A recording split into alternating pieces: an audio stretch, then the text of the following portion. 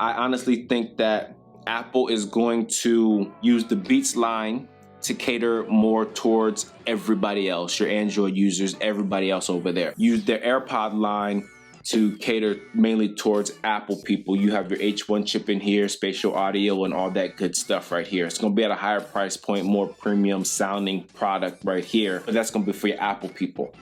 For the Android crowd, you have your lower price point, no H1 chip in here, and you have a Beats app for this right here. So it looks like Apple is putting a little bit more time and effort to build the Beats line out, not only for Apple users, but also to cater toward everybody else, mainly the Android crowd, to get them on board with their Beats product. Will it work? Will it pull people over from the Galaxy Buds line?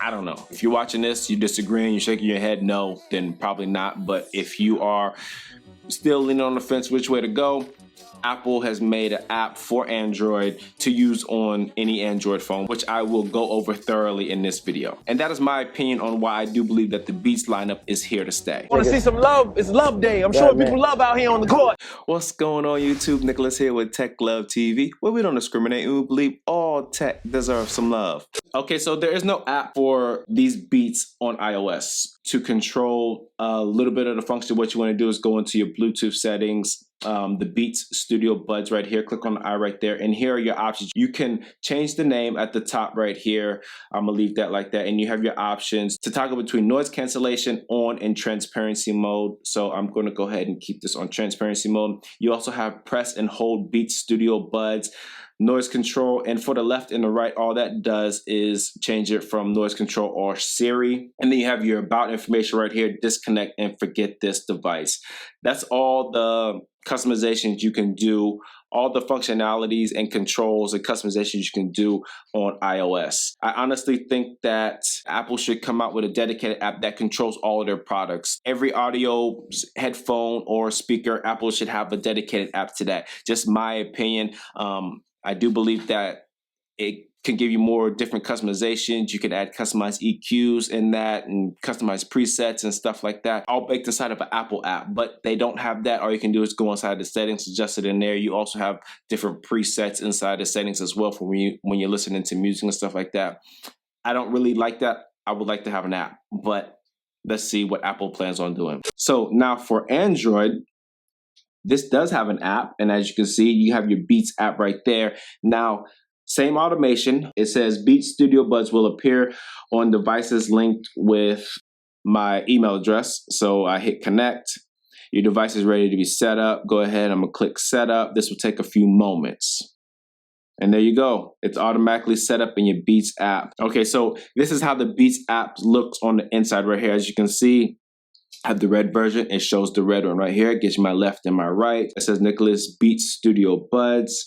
You can control your noise cancellation, turn all of it off, or transparency mode. You can adjust and rename product features. You can explore the product features. It gives you the fit, and it tells you the play. So with the touch buttons on the outside, like I said before, one press plays and pauses your music. A double press will go to the next track. A triple press will go to the previous track. They give you the button functions right here. Play, as you can read right there. You can control, what does it say? Press and hold the multifunction button on either to toggle between noise cancellation and transparency. And then also it talks about the charge, which is USB Type-C. Now you can go ahead and adjust the press and hold. So if you want to toggle noise cancellation transparency mode on the left one, and then you want to toggle voice assistant on the right one, you can do that. So now a long press on the right one will activate my voice assistant. And there you go right there. Bixby comes up. I really don't care about her. So you can adjust that. And you can do that on iOS as well. Under the hood gives you product information right here, and you can also register your product right there. So that is the app. You do not have a custom EQ on here, which I'm fine with. But hopefully moving forward in the future, they do come out with a customized EQ, which will be a lot better. It's obviously just a software push update inside the app to make that happen. Let me see what else you got. You also have, it says My Beats right here, which goes to that. Add new beats. You can pick different products that you want to add right there. App settings. As you can read, general information, explore beats.